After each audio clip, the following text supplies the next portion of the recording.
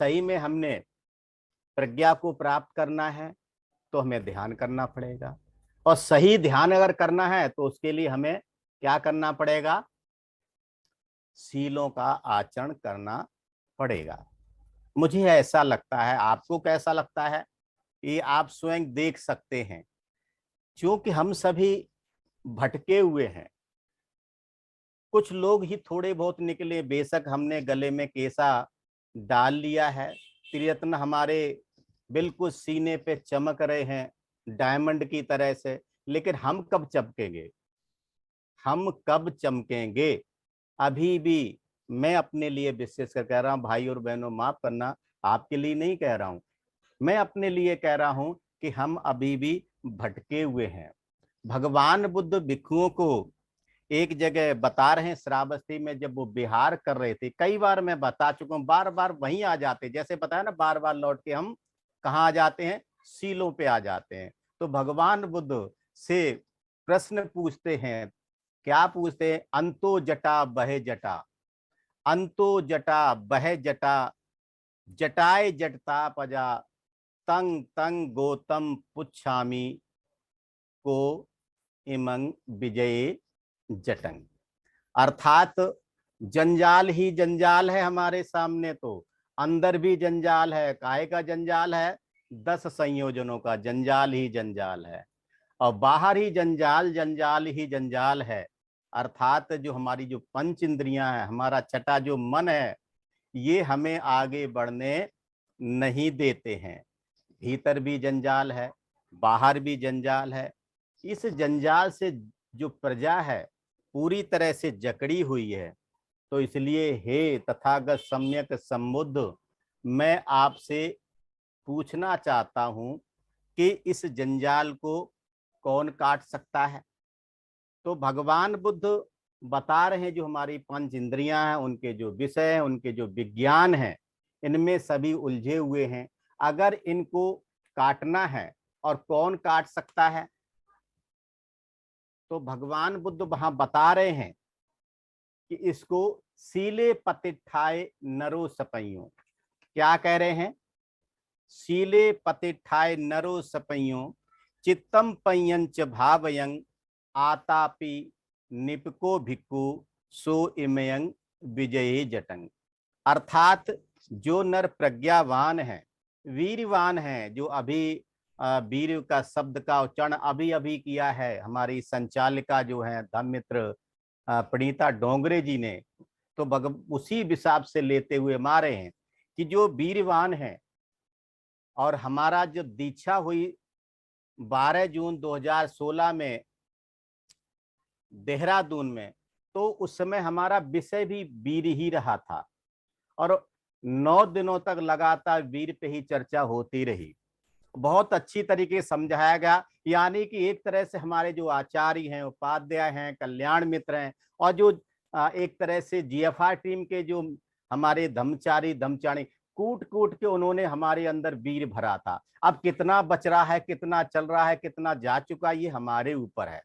तो भगवान बुद्ध वहां कहते हैं कि जो वीरवान हैं, जो पंडित हैं, जो सीलों में प्रतिष्ठित हैं, बार बार सीलों की ही चर्चा होती, कहीं भी आप चले जाओ, बगैर सील के समाधि होने वाली नहीं है, और बगैर समाधि की प्रज्ञा भी प्राप्त होने वाली नहीं है। जो ऐसी भावना करते हैं, सीलों में प्रतिष्ठित होते हैं, समाधि युक्त होते हैं, और प्रज्ञा की भावना करते हुए ही इस जटा को काट सकते हैं। वैसे ये जटा कटने वाली नहीं है, जंजाल से हम निकलने वाले नहीं है। चाहे हम धर्मचारी बन जाएं, कुछ भी बन जाएं, बुरा मत मानना, मैं अपने ऊपर ही कह रहा हूं स्पेशल, जब तक हम सीलों में प्रतिष्ठित नहीं है तो हमारी समाधि भी लगने वाली नहीं है, और बगैर समाधि के प्रज्ञा की प्राप्ति भी होने वाली नहीं है। और इसलिए बार बार हम लौट फेर के वहीं आ जाते हैं, कहाँ? कायानुसति में। और कायानुसति में भी कहाँ आ जाते हैं? ये आंख है, नाक है, कान है, जीभ है, त्वचा है, मन है, इनका संयम करने पर। भिक्खु बग के अंदर बार बार हम पढ़ते हैं, बार बार, अक्सर मैं इसको ज्यादा पसंद करता हूँ, बार बार यहीं आ जाता हूँ, क्योंकि अपने आप को देखना पड़ता है यहाँ पर कि कायाल सती का अभ्यास करते समय मुझे कैसा लगता, उससे पहले हमारी शरीर और मन की तैयारी और वाणी की कैसी है। तो वहां पर जो है फिर से वहीं आ जाता हूं मैं। भगवान बुद्ध भिक्खु बग के अंदर कहते हैं चक्षुणा समरो साधु, चक्षुणा समरो साधु, साधु सोतेन समरो, घाणेन समरो साधु, साधु जिह्वाय समरो। अर्थात आंख का समर करना अच्छा है। अगर हम आंख के संयमी नहीं हैं तो हम विश्वास नहीं जी सकते दूसरों का। बहुत गंभीर बात है ये, हमारी आंखों से बहुत बड़ा नुकसान होता है। और इसीलिए सबसे पहले चश्मा आंखों पे लगता है। क्यों? कि आंख का हम सही में संयम नहीं कर पाते हैं। कहीं तो हमारी आंखें धोखा खाई जाती हैं, भटक ही जाती हैं। भगवान बुद्ध कहते भला है कान का संवर करना। कानों के हम बहुत कच्चे होते हैं, बेशक हम कह दें अवस्था प्राप्त हैं, मुझे माफ करना मैं नहीं हूं, लेकिन कहीं न कहीं हम कानों के भी कच्चे होते हैं। इसका समर करना अच्छा है, भिक्षुओं को समझा रहे हैं, लेकिन वो हम पर भी बराबर लागू होती है। आगे कहते हैं घ्राण का समर करना अच्छा है। इसके ऊपर हमने बार बार कहानी कथा भी सुनाई है। और भला है इस जीव का समर करना। इसी जीव से पराये अपने हो जाते हैं जब हम इस जीव का सदुपयोग करते हैं, और इसी जीव से अपने पराये भी हो जाते हैं। कई सारे इसके बारे हमारे पास उदाहरण हैं, कहानियां हैं, लेकिन हम उनका नहीं लेंगे, नहीं तो फिर जो है हम फिर जटाओं में उलझ जाएंगे। आगे भगवान बुद्ध कह रहे हैं भिक्खु बग से ये कायेन समरो साधु, कायेन समरो साधु, साधु वाचाय समरो, मनसा समरो साधु, साधु सब्बत समरो, सबुत समतो भिक्खु सब दुखा पमुच्यति। कितना गंभीर कनस संदेश भगवान बुद्ध का इसके अंदर। मुझे लगता है पूरे जीवन की सबसे अच्छी गाथा अगर हमें लेनी है तो यही सबसे अच्छी हो सकती है। क्या कहते हैं? भिक्षुओं काया का समर करना अच्छा है। इसके बारे में एक कथा आगे बताऊंगा। और भला है वचन का संवर, वाणी से ही, ये वाणी जो है ना जीव के साथ लगी होती है, इसी में मिक्स होता है अंदर से ही। इस वाणी से ही अपने पराये पराये अपने हो जाते हैं। मैंने तो यहाँ तक देखा है, सुना नहीं है, देखा भी है कि मैं मर जाऊंगा या मर जाऊंगी, फला व्यक्ति की शकल नहीं देखूंगी, उसने मुझसे या मेरे बारे में ऐसा बोला था, उसकी इतनी हिम्मत, चाहे कुछ भी हो जाए अब हम इससे बोलने वाले नहीं है। तो भगवान बुद्ध समझाते भिक्षु वाणी का समर बहुत भला है, बोलो तो पहले तोलो। वाणी तो अनमोल है, बहुत अनमोल है वाणी। भगवान बुद्ध की वाणी को सुनकर के आज 2500 सालों तक हम उनको याद कर रहे हैं, नमन करते हैं, अपनी श्रद्धा विकसित कर रहे हैं वाणी की वजह से ही। कौन सा इतिहास था, कौन सा लिखित में था उस जमाने में? केवल जो भी सुनता था, सुनते सुनते श्रोतापन, सकतागामी, अनागामी अरहत की अवस्था को प्राप्त कर लेते थे। और हम 2.5 साल से लगभग ध्यान कर रहे हैं, करा रहे हैं, प्रवचन कर रहे हैं, सुन रहे हैं, हम कहाँ हैं? इसका मतलब कहीं न कहीं हम वाणी का संयम अच्छी तरीके से नहीं कर पाए। संयम तो कर रहे हैं, ऐसा नहीं कि पहले जैसे हम नहीं है, कुछ तो बदलाव आया है, लेकिन अभी और हमें इसके अंदर निखार लाना है।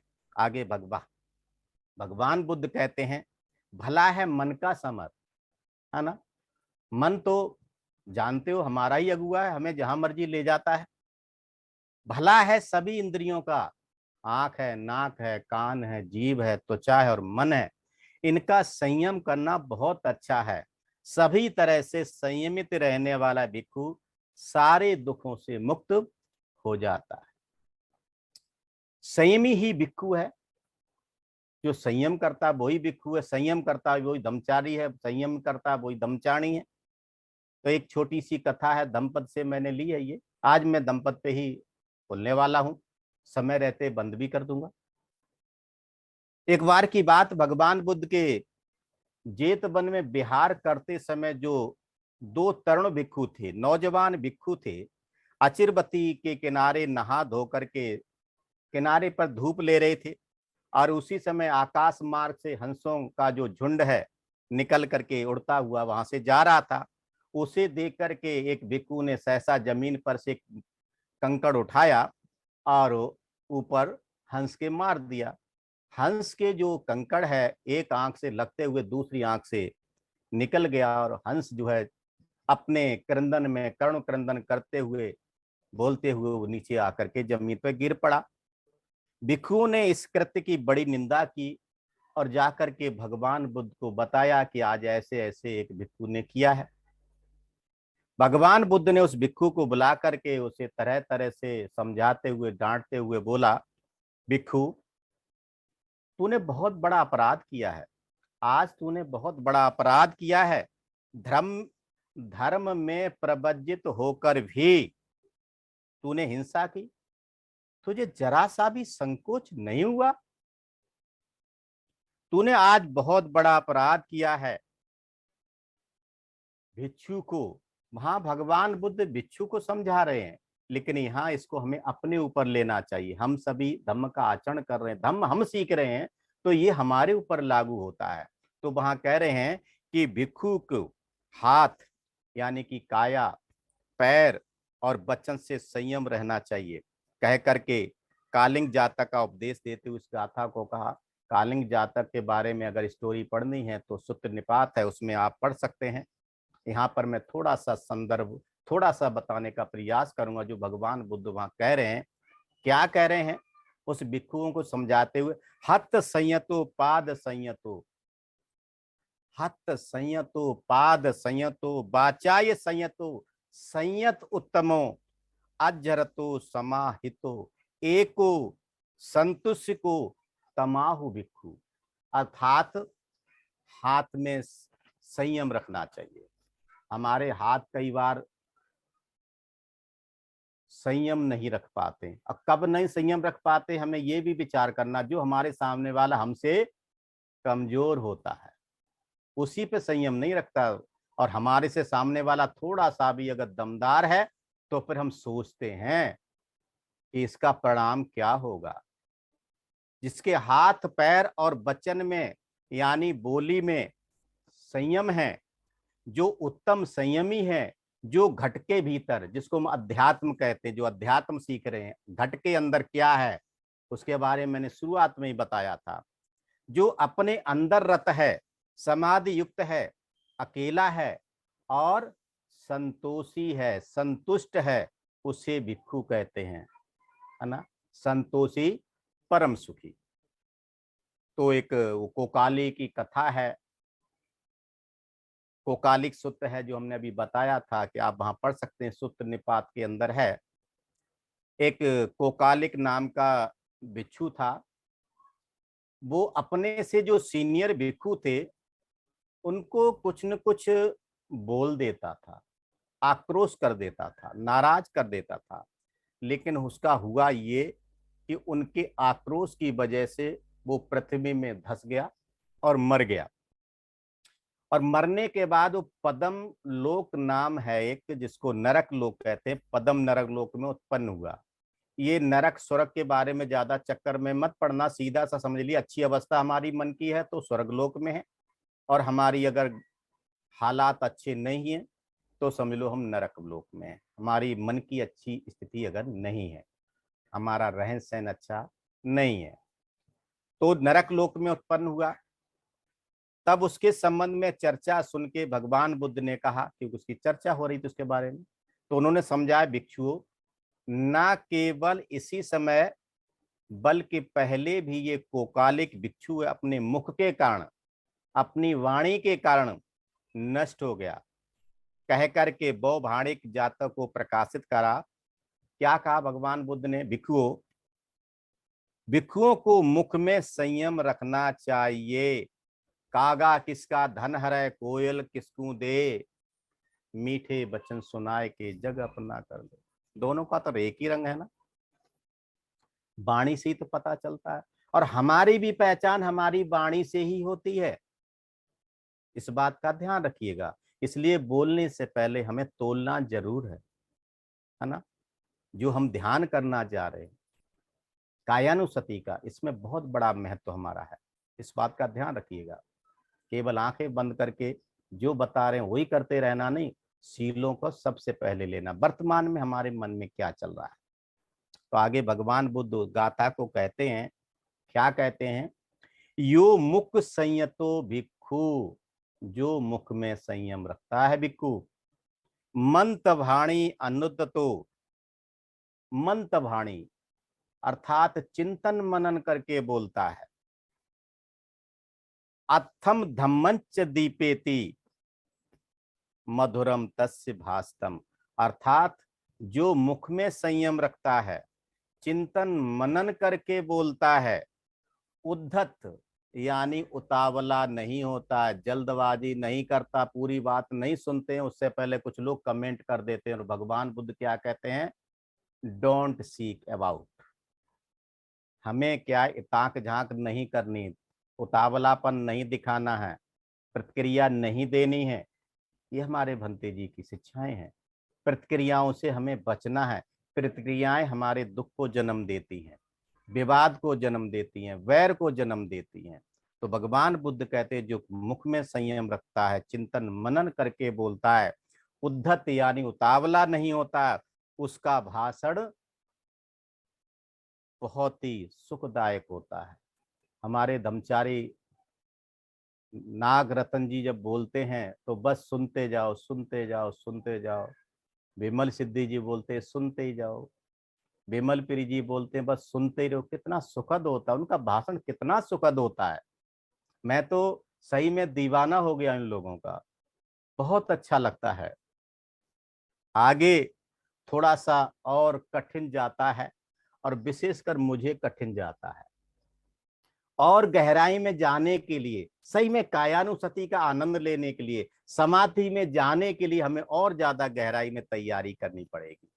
क्या तैयारी करनी पड़ेगी? आज टोटल का टोटल मैं धम्मपद से ही ले रहा हूं। मैं बहुत गंभीर है ये, लेकिन इतना गंभीर नहीं कि आप कर ना सकें, मैं कर ना सकूं, इतना भी गंभीर, कठिन तो है लेकिन इतना भी कठिन नहीं कि हम ना कर सकें। क्या कहते भगवान बुद्ध?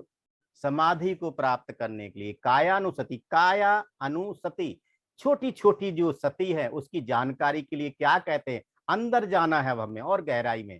क्या कहते हैं? पंच छिंदे पंच जहे पंच चुत्तर भावये पंच संगाति को भिक्खु ओघति डोति बुच्चति।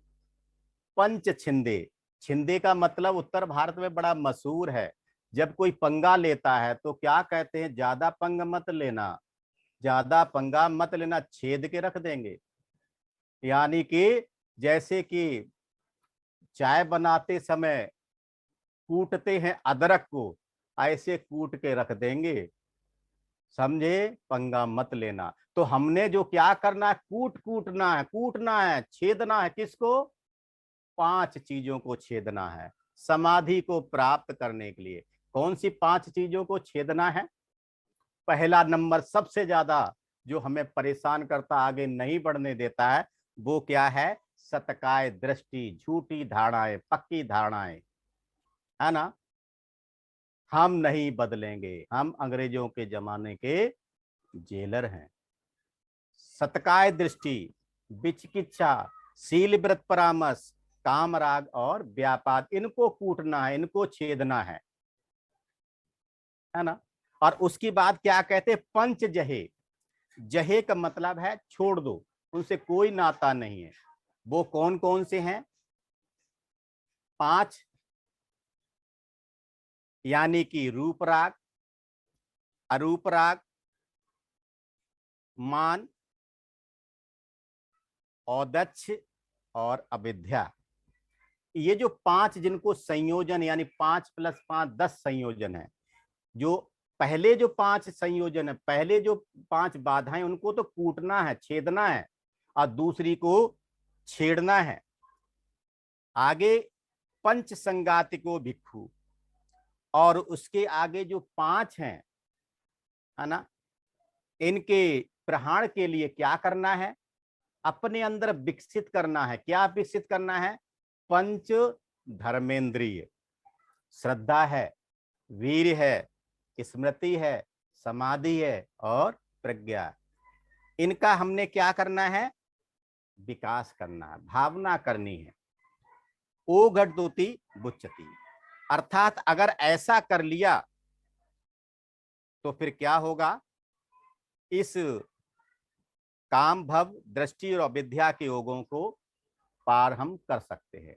अर्थात भगवान बुद्ध वहां समझा रहे हैं कि सतकाय दृष्टि, विचिकित्सा, शील, व्रत, परामर्श, काम, राग और व्यापाद, इन 5 अबर भागी जो संयोजन, जो पहले 5 संयोजन है, इनको काटना है, छेदना है, कूटना है। रूप राग, अरूप राग, मान, औदच्य और अविद्या, इन 5 जो अगले जो संयोजन है, इनको छोड़ना है, छोड़ दे। आगे उनके प्रहाण के लिए, उनके नाश के लिए क्या करना है? श्रद्धा, वीर, स्मृति, समाधि और प्रज्ञा का, इन 5 जो इंद्रियां हैं, धर्मेंद्रियां जिनको कहते हैं, इनकी भावना करनी है। राग, द्वेष, मोह, मान और मिथ्या दृष्टि, इन 5 के संस्कार को जो भी अतिक्रमण कर चुका होता भिक्षु है, वो काम, भव, दृष्टि और अविद्या के ओघों यानी बाण से पार हुआ कहा जाता है। आगे जब इन चीजों की गहराई में, चाहे वो भिक्षु हो चाहे हम लोग हों, जैसे जैसे इसकी गहराई में अपने ऊपर काम करते हैं, तो आगे और ज्यादा हमें आनंद आता है, हम और हमारे अंदर वीर बढ़ता है। आज वीर जो बताया है ना, तो यहीं पर वीर बढ़ता है। जब हम आगे बढ़ते हैं तो मन और अच्छा होता चलाता। आगे भगवान बुद्ध कहते हैं, यतो यतो सम्मसति खंदानम उदनंग व्यंग ताभति पीपिया मोजंग अमते तंग विज्ञानतंग।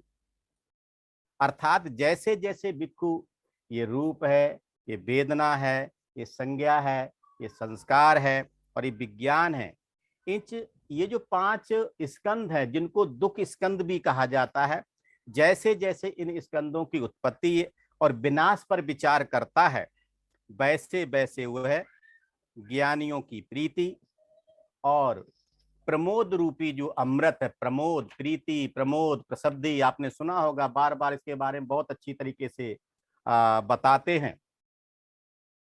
हमारे धर्मचारी नागरत्न जी इसके बारे में बताते हैं। तो वो क्या है? प्रमोद रूपी अमृत पद को प्राप्त करता है। अब मैं एक गाथा लास्ट में कह करके, क्योंकि हमने अपने कायानुसति का आनंद लेना है, उसको समाप्त करूंगा। किसको उपशांत कहा जाता है? तो एक शांत काय स्थिर थे, शांत काय, यानी उनकी काया बहुत शांत थी। हमें भी इस अवस्था को प्राप्त करना है, इसलिए उनका नाम शांत काया की वजह से, उनका शरीर जो शांत था ध्यान के समय, इसलिए उनका नाम पड़ गया शांत काय। एक शांत का नाम है कि स्थिर थे, वे शरीर से हर प्रकार से शांत रहते थे। भिक्षुओं ने भगवान बुद्ध से कहा, भंते, शांत का स्थिर के समान भिक्षु को हम लोगों ने अभी तक कहीं नहीं देखा है। यानी इनकी काया इतनी शांत है, हमने अभी तक ऐसा भिक्षु नहीं देखा है। इनके बैठने के स्थान पर हाथ पैर भी नहीं हिलता है, शरीर को हिलना भी नहीं पड़ता है, बिल्कुल भी नहीं हिलता है। ऐसा सुनकर भगवान बुद्ध ने कहा, भिक्षु को शांतमय स्थिर के समान ही उपशांत रहना चाहिए, यानी हमें इनसे सीखना चाहिए। कहकर इस गाथा को कहा, संत कायो संत बाचो संत बासु समाहितो बंत लोकामिसो भिक्षु उपसंतोति बुच्चति। अर्थात शरीर और वचन से शांत, भली प्रकार से समाधि युक्त, शांति तथा लोग के आमिष को बमन कर दिए गए भिक्षु को उपशांत कहा जाता है। यानी कि शरीर शांत होना चाहिए, हमारी यहाँ पर वाणी भी शांत होना चाहिए और मन में भी थोड़ी शांति होनी चाहिए। इसीलिए तो कराया जाता ध्यान कौन सा? जस्ट सिटिंग, कुछ नहीं करना, केवल बैठना है। मन की शांति के लिए सबसे अच्छा ध्यान वही है जहां कुछ भी नहीं करना होता। सच बात तो ये है कि ये सबसे कठिन, हमारा मन बहुत ज्यादा चंचल हो जाता। जब कहा था जस्ट सिटिंग कीजिए, कुछ नहीं करना, और उसी समय ज्यादा करने लग जाते हम। तो तरह तरह के पता नहीं कहाँ कहाँ के विचार हमारे मन में आने लग जाते हैं। जिसको भी हमारी बात पर यकीन नहीं है, वो आज शाम को सोने से पहले 10 मिनट के लिए जस्ट सिटिंग करके देख लेना, और जागृत रहते करना, सोते हुए नहीं। फिर देखना आपका का मन कितना शांत होता है, और उसी समय आपको पता चल जाएगा पता नहीं कितनी बड़बड़ बड़बड़ बड़बड़ हमारे मन के अंदर चलने लग जाएगी। तो शांत पद को प्राप्त करता कौन है, कैसे करता है? एक और दूसरी छोटी सी कथा बक्कली की है, स्त्रीबीर की, बहुत मशहूर है। बक्कली स्त्रीबीर श्रावस्ती में ब्राह्मण कुल में उत्पन्न हुए थे। वे तरुणाई के समय भिक्षाटन करते हुए तथागत के सुंदर रूप को देखते रहते थे। उनके सुंदर रूप को देखने की वजह से उन्होंने पबज्जा ले ली। कई बार हम भी ऐसा ही करते हैं कि ये नागरतन जी के भाषण बहुत सुंदर होते, चलो इन्हीं के साथ हो लेते हैं, और फिर सुनते ही रहते हैं, अपना विकास कम, और बस सुनने में मस्त रहते हैं। और वो कई बार खुली खुली बता भी देते, बोल भी देते, हमारे बीच में बैठे भी होंगे। और कल तो अभी जो उन्होंने किया था, बाकी खुला कर दिया था पूरी तरीके से, वो मुझे अच्छी तरीके से याद है।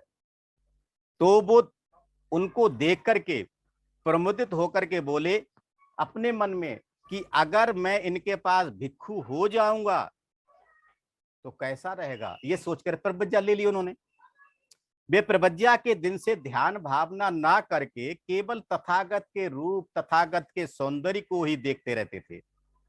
भगवान भी उनके बारे में कुछ नहीं कहते थे। जब शास्ता ने देखा कि बक्कली स्पिरिट का ज्ञान परिपक्व हो गया है, तब उन्होंने कहा बक्कली, तब बताया जब वो थोड़ा सा उसे, यानी कि अगर देखा जाए तो भावनाएं उसकी अच्छी हो गई, तो कहने लगे बक्कली, इस अपवित्र शरीर देखने से क्या लाभ है? जो धर्म को देखता है वो मुझे देखता है। एक दिन यहीं पर प्रश्न आया था, वो समझ जाएंगे प्रश्नकर्ता, कि इस कायानुसति का उद्देश्य क्या है। आज मैं बता रहा हूं बक्कली, जो भगवान बुद्ध कह रहे हैं, और आज मैं आपको अपने को बता रहा हूं बक्कली, इस सुंदर शरीर में, इस अपवित्र, जो सुंदर है ना ये अपवित्र है, इस अपवित्र शरीर में देखने से क्या लाभ है बक्कली, है ना? कहते थे इसका दूसरा रूप बताओ, ये दूसरा रूप है, मैं और गहराई में नहीं बताऊंगा कि मल ही मले भरे पड़े हैं, ये तो आपको देखना है। एक ही शब्द काफी, अपवित्र शरीर में देखने से क्या लाभ है बक्कली, जो धर्म को देखता है वो मुझे देखता है। ये कहकर भगवान बुद्ध ने उपदेश दिया। तो हमें ये देखना है इस कायानुसति के ध्यान करते समय इस पवित्र शरीर में क्या क्या है, कहां कहां हमारा आकर्षण है। इस प्रकार उपदेश देने पर भी बक्कली शास्ता का साथ छोड़ करके नहीं जाते थे। जैसे कि आनंद, आपको पता होगा, बताया गया कई बार कि वो इतने नजदीक रहने के बाद में भी वो अवस्था को प्राप्त नहीं हुए थे। ऐसा ही हाल बक्कली स्त्रीबीर का है, वो शास्ता को छोड़ करके नहीं जाते थे। तब शास्ता ने कहा ये भिक्षु बिना संवेग को प्राप्त हुए नहीं समझेगा, इसे कुछ न कुछ आगे की शिक्षा देनी ही पड़ेगी। सोच करके उन्होंने क्या किया, एक दिन बरसों पनायिका का दिन था, और उसको कहा हट जा बक्कली, बक्कली हट जा, कह करके उसको हटा दिया। और हमसे कोई कहे हट जा भाई, तो कैसा लगेगा, आज के बाद हम तो नहीं आएंगे प्रज्ञा रश्मि के साथ। हाँ, इन्होंने मुझे ऐसा बोल दिया, यही है संवेग। तो सोचने लगा कि अब लगता है शास्ता मुझसे नहीं बोलेंगे, लगता है मुझसे नाराज हो गए हैं। उनका, उसका, स्त्रीबीर का, बकली का उनके प्रति बहुत ज्यादा आकर्षण था। क्या मन में आया विचार, लगता है मुझसे नाराज हो गए, बहुत ज्यादा नाराज हैं, अब ये लगता है मुझसे नहीं बोलेंगे, अब मेरा इस जीवन जीने का कोई फायदा नहीं। क्या फायदा होगा इस जीवन का जब शास्ता ही हमसे नाराज है। ये सोच करके वो जो है गिरद्धकूट पर्वत पर उसने जो है चढ़ कर के और वहीं से कूदने की सोच ली कि अब मैं अपना जीवन खत्म कर लूंगा। अब भगवान बुद्ध ने इसकी मनोदशा को समझ लिया, समझ करके कुछ ऐसा आलोक फेंका, प्रकाश किया, कुछ भी समझ लो आप। उस आलोक को देख करके उस स्थिर के अंदर प्रीति उत्पन्न हुई, प्रमोद उत्पन्न हुआ। तब भगवान बुद्ध ने इस गाथा को कहा, जो बहुत जरूरी है हमें समझना। इस गाथा का अर्थ तो मैं बता दूंगा, लेकिन सही में इसका जो विश्लेषण वो आपने स्वयं करना है। क्या कहते हैं भगवान बुद्ध? पामोज बाहुलो भिक्खु पसन्नो बुद्ध शासने आज अधिगच्छे पदम संतं संखारूपम समं सुखम। अर्थात बुद्ध शासन में प्रसन्न बहुत प्रमोद युक्त भिक्खु संस्कारों का उपशमन कर देता है ना। बुद्ध शासन में भिक्खु संस्कारों को उपशमन करने वाले सुखमय शांत पद को प्राप्त करता। कौन शांत पद को प्राप्त करता है? जो संस्कारों का उपशमन कर देता है। हमें चिंतन करना है, हमने कौन कौन से संस्कार भर रखे हैं जो हमें आगे बढ़ने नहीं देते हैं, जो आगे का रास्ता हमें नहीं देते हैं। शास्त्रा का जब ऐसा उसने उपदेश सुना, शास्त्रा के उपदेश करके बुलाने पर बक्कली जो स्थिर है उसने प्रतिसंपिताओं के साथ अरहत्व पद को ग्रहण किया, अरहत्व पद प्राप्त किया और आकाश मार्ग से आकर के भगवान बुद्ध को प्रणाम किया। अब आकाश मार्ग क्या है इसको हमें समझना है। ऐसा कह करके उनको नमन किया, नमन किया, नमन किया। हमें भी इसको समझना है कि सही में हमने इस आज के ध्यान में क्या करना है, कितनी गहराई में जाना है, कौन कौन से संयोजनों को तोड़ना है, ये हमें चिंतन करना है। आज मैं यहीं रुकना चाहूँगा, समय इजाज़त नहीं दे रहा है। आप सभी ने मुझे सुन लिया, आप सभी का बहुत बहुत पुण्यानुमोदन करता हूँ, यहीं रुकता हूँ। सभी को मेरा फिर से प्यार भरा जय भीम, नमो बुद्धाय। धम्म मित्र